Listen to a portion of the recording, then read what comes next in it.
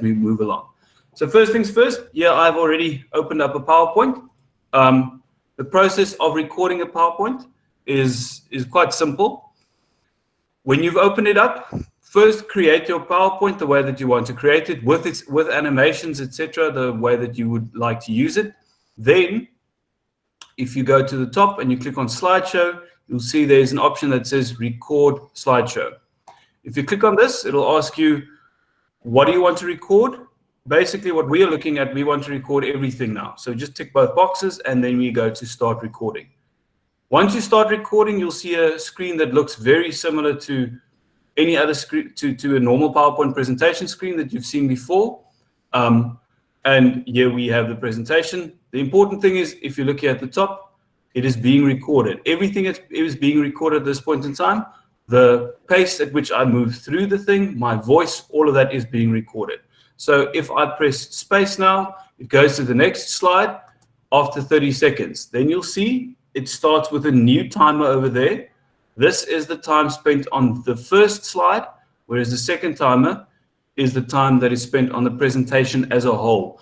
I have my next animation slide here, so I can see what's coming up next.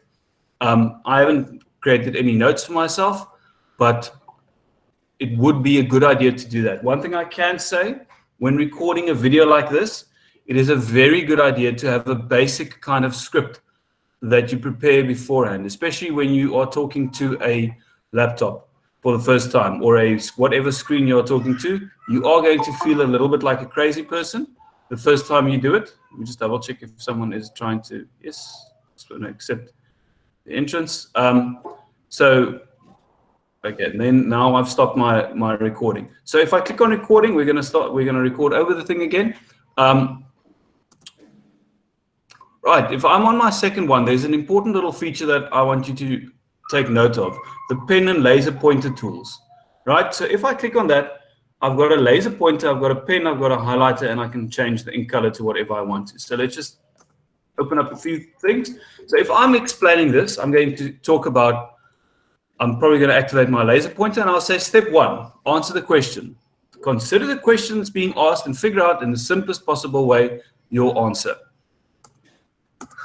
You must have a valid substantiation for your opinion answer based on the text. So now I can explain a little bit more in a bit more detail what I'm trying to say with this PowerPoint. We don't just want to read the PowerPoint to the kids, because then there's no point in creating a video. So you can explain, why have you decided to highlight valid? Why have you decided to highlight the text, right? You can even use a highlighter to really emphasize the text, the word valid. And we can continue, plays the animation. And now remember that there's a correct answer to the question, isn't a correct answer. And here we explain the different elements of what a question can look like.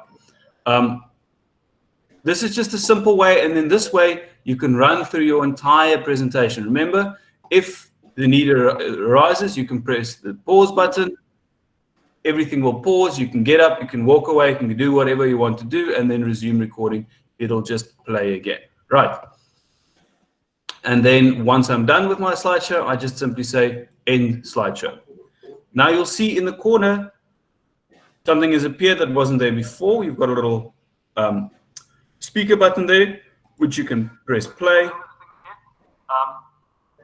And then it reads back what I've done in this thing. Again, press the play. I'm on my second one. There's an important little feature that I want you to take note of. Right. So then it can narrate the whole thing for you. Now, when you play a slideshow from the beginning, as you can hear, right, if I'm on my second one, there's an important little feature. The things that I've done, take note of. Pen and laser pointer. Right. And I'm not going to wait for it. The pen and laser pointer will play at a later time. You can then just simply save your PowerPoint, and it will save all of these animations into it. Okay? But more importantly, what we want to be able to do is we want to be able to save as, export, and we want to be able to create a video, right? Where you say, use recorded timings and narrations on each one. So when I create this video, what's going to happen now, another good tip to take note of, when you're going to select the quality, because we don't live in a country where everyone's got super high bandwidth, it's a good idea to rather use something like internet quality than presentation quality, because what we are doing is we're creating videos for the internet. So now we can create a video and we will save it here as literary essay writing, and we simply replace it.